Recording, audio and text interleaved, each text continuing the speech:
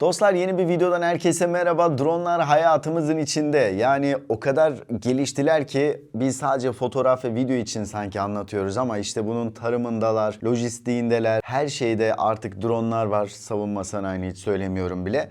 Ama bu videoda DJI'ın en gelişmiş drone'unu sizlerle paylaşacağım. Mavic 3.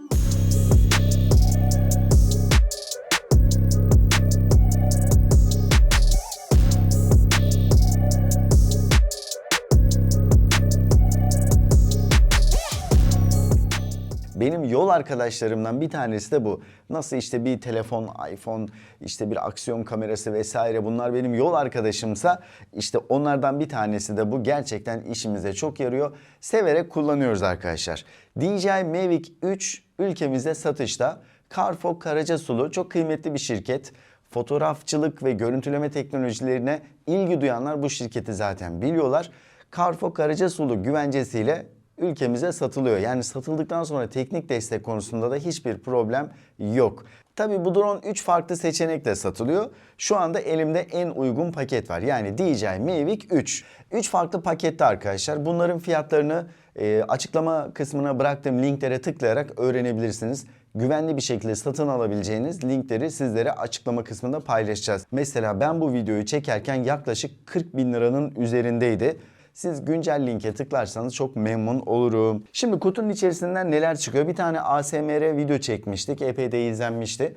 Kutunun içerisinden drone'un kendisi çıkıyor. Drone bu arada biraz büyük, irice bir drone. Yani saygı duyduk yani. Çünkü bu arkadaş ilerleyen dakikalarda anlatacağım. 46 dakika havada kalabiliyor. Yani bizim daha önce test ettiğimiz dronelar 20 dakikanın üzerinde performanslar, 25 dakika vesaire kalabiliyorlardı. Ama şu anda önümdeki drone 46 dakika kalıyor. Ya dedik, bunu nasıl yapıyor? Bu arada artık güvenlik konusunda da farklı bir mekanizma var. Şöyle belli bir kısım sadece kaplanmış. Yani ben açıkçası çok beğendim bunu. Çok pratik. Yani bunu başta zor gibi gelebilir. Yani bir maske takarmışsınız gibi çok kolay takılıyor arkadaşlar. Ve kamerayı vesaire kolay koruyor. Pervaneleri de koruyor. Sonra drone'la bir karşılaştım. Dedim bu güvercin güzel bir güvercin. Ağır bir güvercin.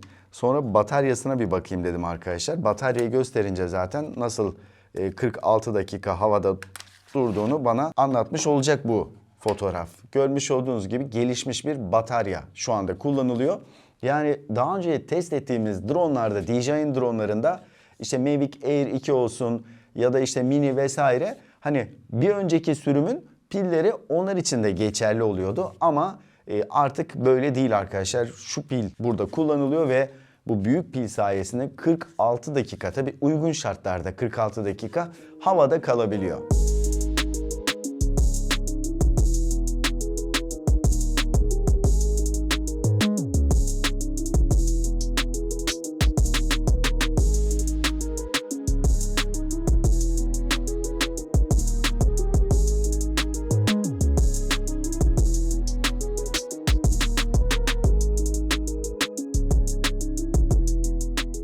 Drone için söyleyebileceğim en büyük özelliklerden bir tanesi kamerası. Yani kamera çok gelişti.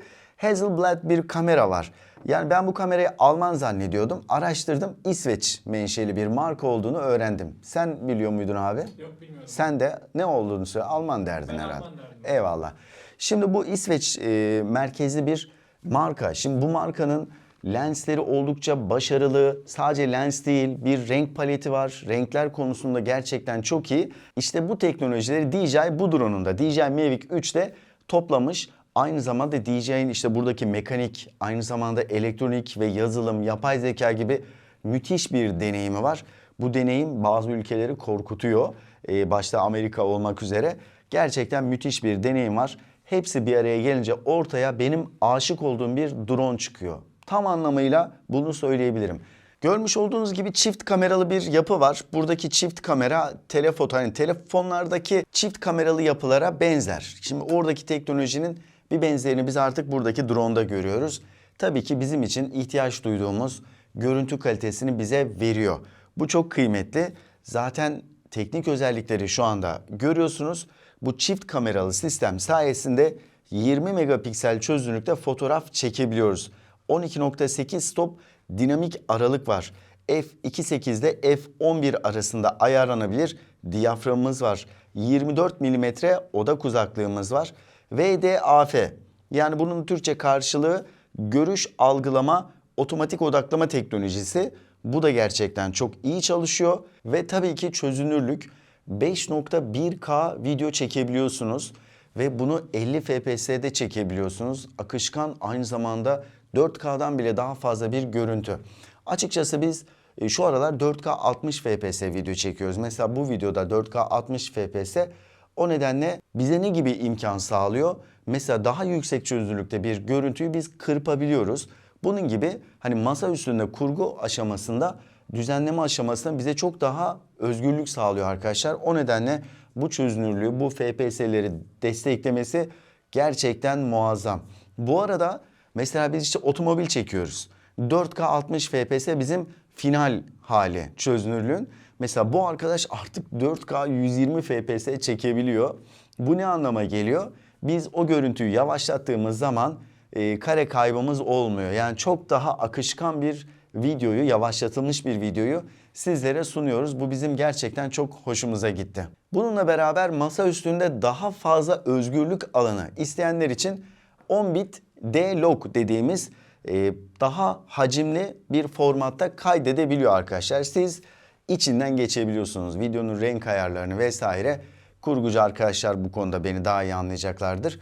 Böyle bir özgürlük sizlere sunuyor. D-Log tabii ki DJ'in D'si. İşte Sony yaparken S-Log, Canon yaparken C-Log. Başka ne var? Fuji yaparken F-Log diyoruz biz buna. DJI tarafı da size daha fazla üzerinde oynama imkanı sağlayabilmesi için bu veriyi kaydedebiliyor. 10 bit D-Log ya da D-Log kayıt yapabiliyorsunuz. Hazır bu çözünürlüklerden bahsetmişken benim en çok hoşuma giden özelliklerden bir tanesi şu. İşte dedim ya, biz genelde YouTube kanalımıza kaliteli içerik üretiyoruz. 4K 60 FPS. Şimdi aracı ya da olay araç da değil, yani bir scooter ya da sadece beni takip etsin diyoruz. Şimdi yapay zekaya ekranda çiziyorsun, diyorsun ki bunu takip edeceksin. Bu arada onun insan mı olduğunu ya da bir araç mı olduğunu anlayabiliyor. Bu çok güzel bir şey. O nedenle diğer taraflara hiç bulaşmıyor. Şimdi bunu takip ederken işlemcisinden dolayı daha önceden 4K 30 FPS'ye kadar takip edebiliyordu. Çünkü anlık bu görüntü işleme gerçekten zorlu bir iş. Ama artık 4K 60 FPS'yi takip edebiliyor arkadaşlar. Bu da bizi en çok sevindiren iyileştirmelerden bir tanesi oldu.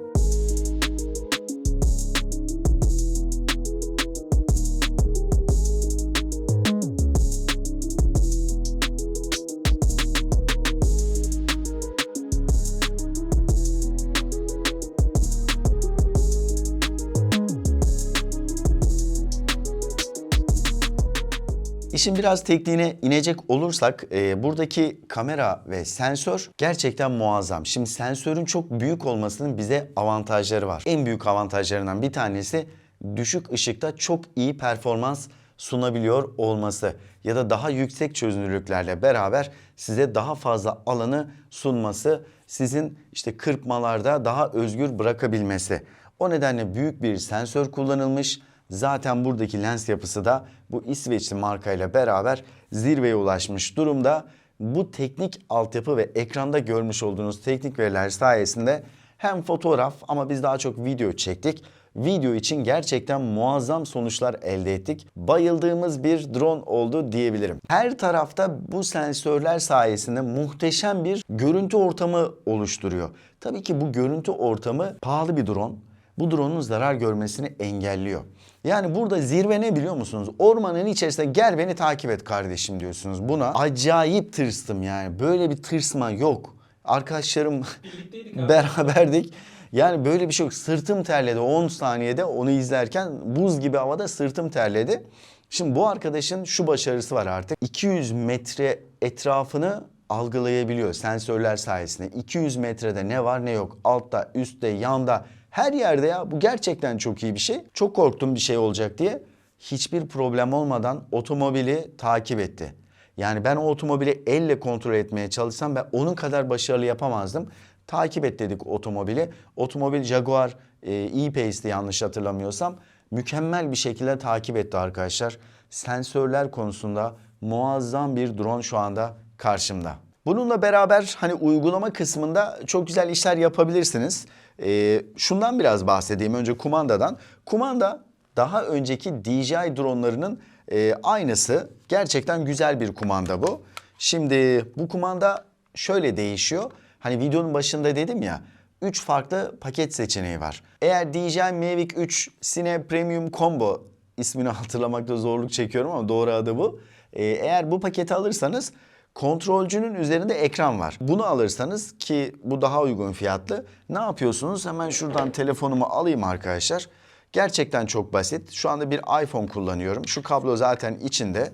Bu benim DJI tarafındaki en iyi iyileştirmelerden bir tanesi, beğendiğim. Lightning girişi de var.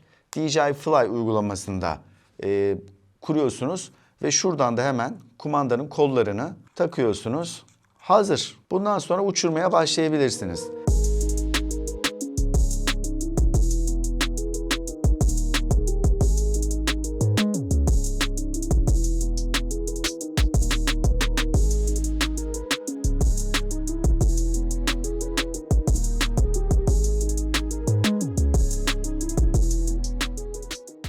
Şöyle bir durum var. Şimdi üzerinde tabii ki eve dönsün, hani hızlı bir şekilde, ya da bir fonksiyon tuşu atayabilirsiniz.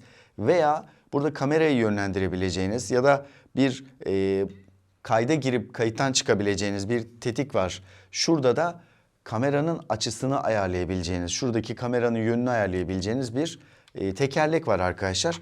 Bunları kullanması gayet kolay. Ortada 3 farklı sürüş modu var. Cine'ye bastığınız zaman biz genelde Cine'yi kullanıyoruz. Niye? Hareketler daha akışkan. Ya zaten içerideki imaj sabitleyici, ondan sonra lens, o uçuş dinamikleri gerçekten çok iyi, ama hayır abi ben zirvesini istiyorum sabitleme konusunda diyorsanız Cine modunu seçiyorsunuz. Ben genelde normali de kullandım. Ama sportta da zaten çok kuvvetli olduğu için hani şu tuşu birazcık şöyle ileri ittirdiğiniz zaman ok gibi fırlıyor arkadaşlar. Tabii sensörler konusuna dikkat etmeniz gerekiyor.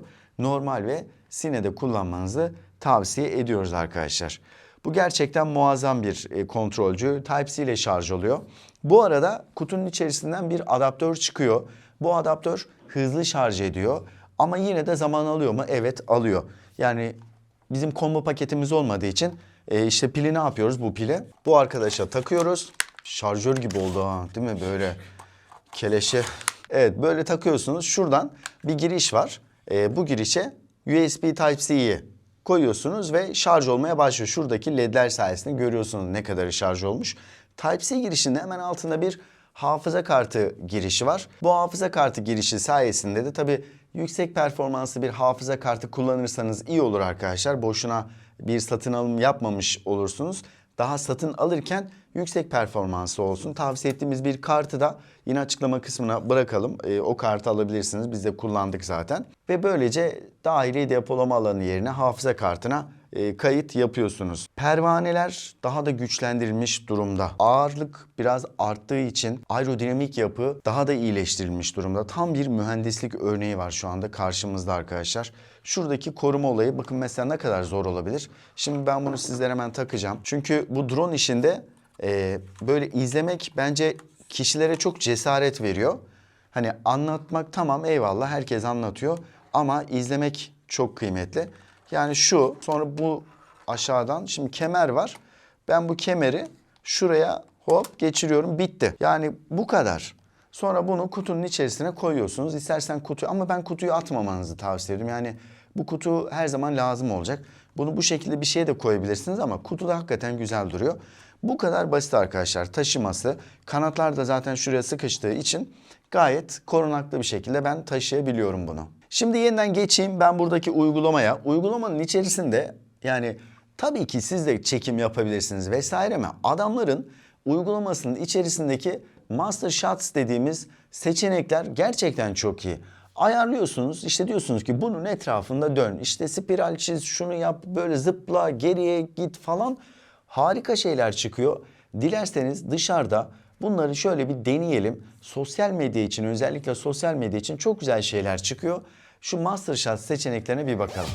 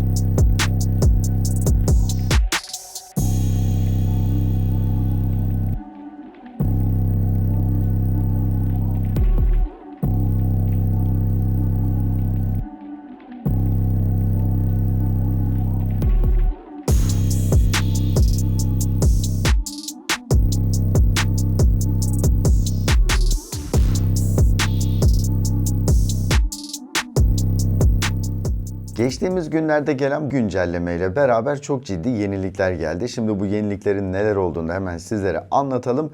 Mesela Drone, Rocket, Circle, Helix, Boomerang ya da Asteroid modlarını içeren Quick Shots var biliyorsunuz. Yüksek çözünürlükte panorama modu, seri çekim, normal video modunda dijital zoom, D-Log modu için Color Display Assist, Master Shots modu için 4K 60 FPS ve manuel el ayarları gibi çok ciddi yenilikler geldi. Mesela video çekim sırasında Focus Track için zoom ve D-Log desteği, Mavic 3 Cine dosya kopyalama için USB desteği, Color Correction işlemlerinde doğruluk iyileştirmeleri, Mavic 3 Cine dosya kopyalama için de yine USB desteği gibi çok önemli güncellemeler var. O nedenle mutlaka yazılım güncellemesinden sonra bu yetenekleri kullanmaya ihmal etmeyin. Az önce de söylemiş olduğum gibi gerçekten çok estetik ve kendisi otomatik böyle videolar çekiyor. Bunun dışında işte panoramik bir fotoğraf çekebilirsiniz ya da timelapse yapabilirsiniz. Şimdi batarya 46 dakika gibi bir süre havada kalabildiği için hani bu sürede çok güzel böyle timelapse videoları çıkabilir. Çünkü artık daha fazla havada kalıyoruz. Ya da hızlandırılmış yani hyperlapse dediğimiz timelapse'in tam tersi videolar çekebiliriz arkadaşlar. Bunlar da özellikle prodüksiyonda videonuza kalite katan çok güzel yetenekler. Bunları mutlaka değerlendirin derim. Dostlar geldik videonun sonuna. DJI Mavic 3 için aldığımız notları sizlerle paylaştık. Kullanım deneyimini sizlere aktardık. Videoyu beğenmeyi unutmayın ve yorumunuzu yazmayı ihmal etmeyin. Yazılım güncellemelerinden sonra hani gerçekten kararlı bir yapıya büründükten sonra bu videoyu hazırlamamız da bence çok iyi oldu. Bir sonraki videoda görüşeceğiz. Kendinize iyi bakın. Hoşça kalın.